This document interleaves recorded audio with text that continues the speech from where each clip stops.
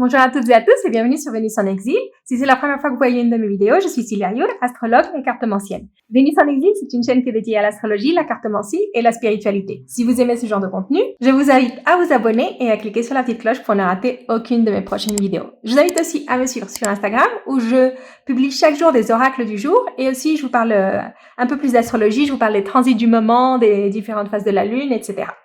Donc voilà, ça c'était pour les annonces et on va commencer avec votre horoscope. Et c'est pour les Gémeaux, donc que vous soyez Gémeaux de signe solaire, de signe lunaire ou ascendant Gémeaux. Aussi, si vous avez beaucoup d'énergie en Gémeaux, ce tirage peut peut-être vous apporter quelques éclaircissements.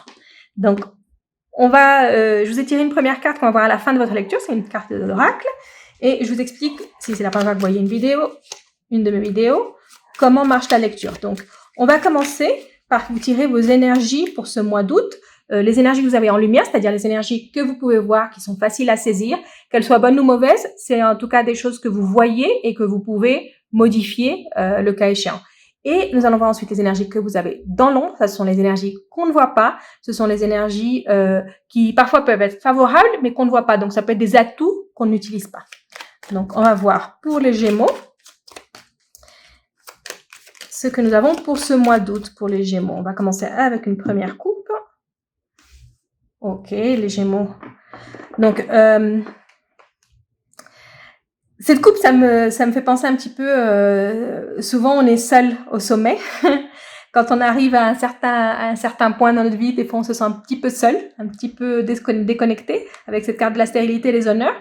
C'est comme si vous étiez dans une situation où les choses vont vraiment bien pour vous, et vous regardez autour de vous et vous êtes là, avec qui je peux partager ça? Avec qui j'aimerais avoir quelqu'un qui racontait ça, qui racontait ce qui vient de m'arriver, cette récompense qu'on vient de me donner, cette chose positive qui arrivait dans ma vie, cette reconnaissance qu'on me donne, j'aimerais bien la partager avec quelqu'un. Et on regarde autour de soi et on se rend compte qu'il n'y a personne.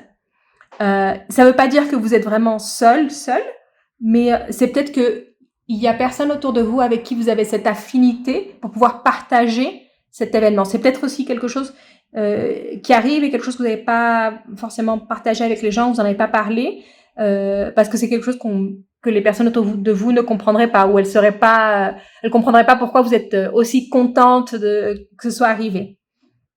Ici, ça me parle comme une déconnexion émotionnelle avec les personnes autour de vous.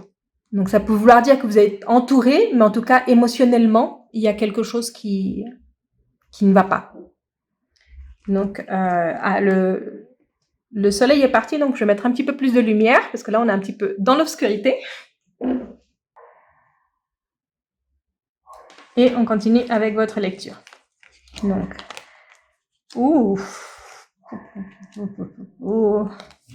les énergies en lumière, elles sont pas géniales. Ok. Donc, ça explique un petit peu la coupe. Oui, vous vous sentez seul au sommet parce que vous êtes entouré d'ennemis. Donc ça peut être une situation qui est en rapport avec votre travail, où les choses vont très bien pour vous, mais vous vous rendez compte que autour de vous, vos collègues, les personnes avec qui vous travaillez, en particulier une femme, ou une personne avec une énergie féminine très forte. Ça peut être aussi une personne scorpion. Donc ça peut être quelqu'un de scorpion. Ça pourrait être quelqu'un de scorpion ou poisson. Je sens que c'est plus énergie scorpion-poisson. Ici, surtout avec cette carte de la méchanceté. Oui. Donc, oui, c'est ça. Les choses vont super bien pour vous. On vient de vous reconnaître, on vous applaudit, on vous, je sais pas, on vous donne une reconnaissance, quelque chose au travail. Et les gens autour de vous, ils sont pas. Vous avez beaucoup d'ennemis, vous avez beaucoup de personnes qui sont envieuses. Ici, avec les deux, c'est vraiment des personnes qui sont envieuses, mais c'est aussi des personnes qui essaient de vous mettre un petit peu des bâtons dans les roues. Avec cette carte de la méchanceté, c'est pas juste qu'ils restent dans leur coin, vous regardez, pourquoi ça lui va, pourquoi vous réussissez tout ce que vous faites. Non, c'est pas juste ça. Hein. Je sens qu'elles font des choses pour vous mettre un petit peu des bâtons dans les roues. Donc là, faites très attention. Vous allez les voir. Là, elles sont en lumière. Donc ça, c'est les masques tombent. Vous voyez ce qui se passe autour de vous. Vous comprenez. C'est un petit peu aussi un petit peu la politique au travail, les alliances et les trucs comme ça. Vous avez les yeux super ouverts sur ça. Vous le voyez. Donc à vous de l'éviter. À vous de l'éviter. Là, ce que ça me dit, c'est que ça va durer encore ce mois d'août. Ça va même s'exacerber ce mois d'août. Il y a quelque chose qui se passe au mois d'août professionnellement, qui exacerbe ces indemnités au travail. Okay. Et dans l'ombre, on a des énergies super bonnes dans l'ombre. Donc là, une nouvelle qui arrive, ça veut dire que ça arrive pas, c'est quelque chose qui est en train de se préparer au mois d'août. Et peut-être que vous le voyez pas encore au mois d'août parce qu'elle est encore dans l'ombre. Donc c'est quelque chose qui se prépare. Et peut-être que ces personnes, elles sont au courant et que vous n'êtes pas encore au courant. Mais en tout cas, c'est quelque chose de très bon pour vous. C'est peut-être une promotion où on a parlé de vous dans les hautes sphères et on dit ah oui, on va donner une promotion à telle personne.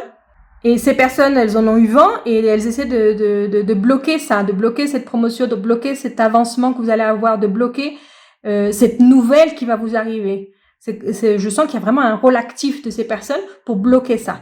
Et ici, vous avez aussi une personne qui est dans l'ombre. Là, je sens que c'est plus une personne qui est alliée. Ici, on a l'étoile de l'homme, donc ça peut être un homme, mais ça peut être aussi quelqu'un d'énergie je sens que ça peut être bélier ou balance.